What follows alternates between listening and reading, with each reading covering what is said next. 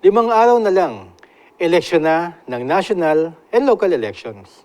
At sa ating huling 4th State senatorial surveys, bago mag-eleksyon, 5 kandidato ang mainit na naglalaban para sa huling 11th and 12th place sa Senado. Hello Philippines, I'm Butch Serrano. Welcome to the 4th State.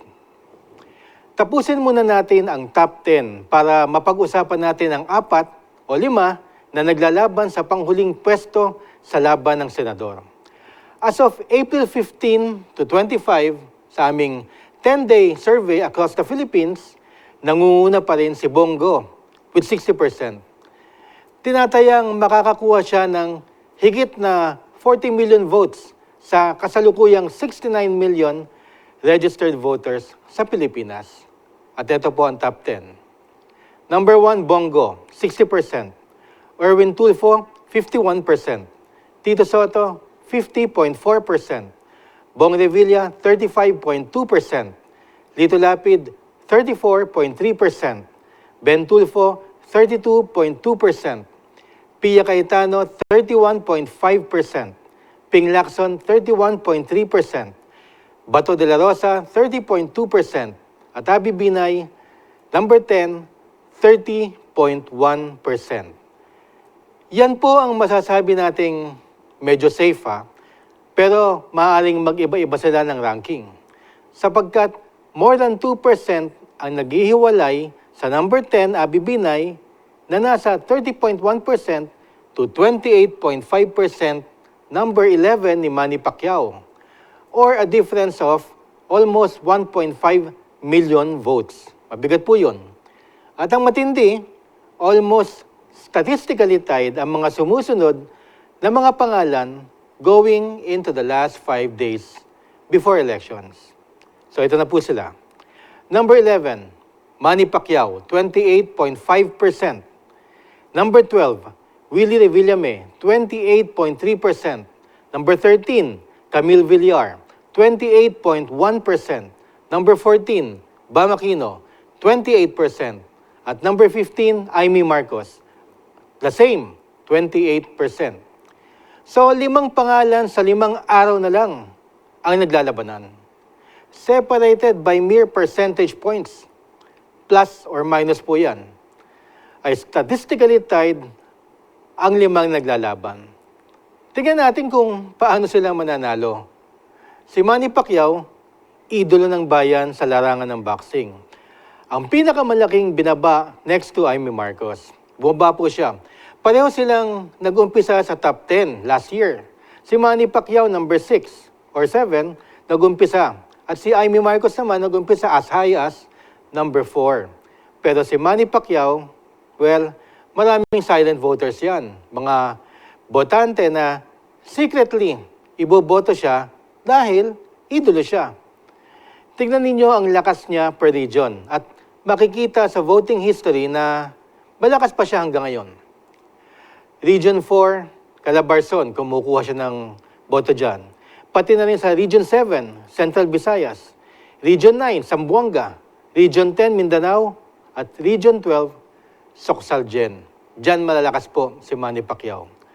Kailangan niya umikot ng NCR, gamitin ang kanyang makinarya at mapatunayan sa mga college students, millennials, Gen Zs, na kahit papaano nakapagpasa siya ng 1 o 2 batas.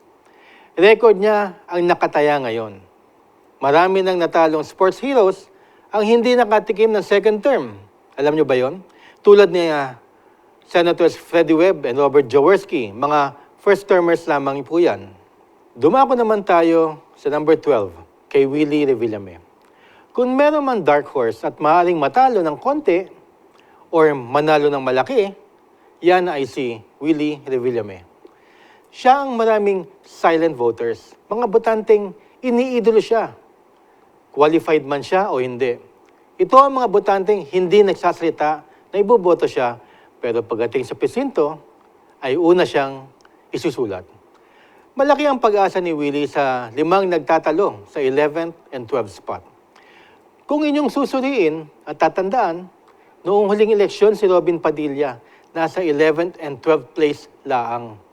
Pero dahil dala ng masa, nagulantang ang lahat sa silent voters na dinala siya sa pagka numero 1. Kung tama analysis natin, baka ganyan mangyari kay Willie Revillame. Malaki ka tatalo o malaki ikapapanalo. Nandito tayo kay Camille Villar. Kung meron mang kandidatong kumpleto sa makinarya at pera, ayun si Camille Villar. Pero marami siyang problema. Of course, hindi sa kanya, ngunit mga negosyo ng pamilya Villar na binabatikos ngayon ng taong bayan. Ang malala nito, lumipad pa sa kabila. So, maaaring mawalan siya ng malaking boto mula sa alyansa at maaaring ding mawalan ng boto dito sa nilipatan niya. Ando na tayo, malaki ang may bibigay ng endorso ni VP Sara Duterte. Pero ang partido nila ay solid Duterten. Yun lang ang kanilang dinadala, yung 10 senatoriables nila. Hindi siya kasama. Kahit si Senator Amy Marcos na inendorso rin ni Vice President, hindi papapasukin ng Duterte loyalists sa Duterten candidates nila. Yun po ang problema. So lastly, number 14, Bam Aquino. Perhaps the only true oppositionist.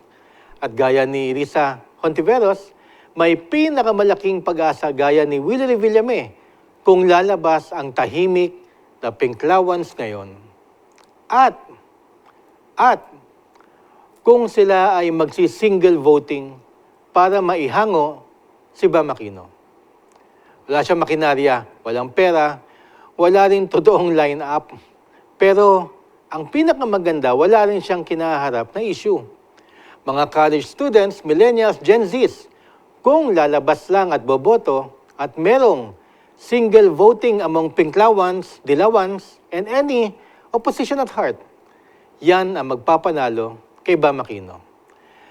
Kasi kapag nag-single voting, baka matabunan siya, or pag hindi siya nag-single voting, baka matabunan siya ng boto ni Willie Revillame at Manny Pacquiao.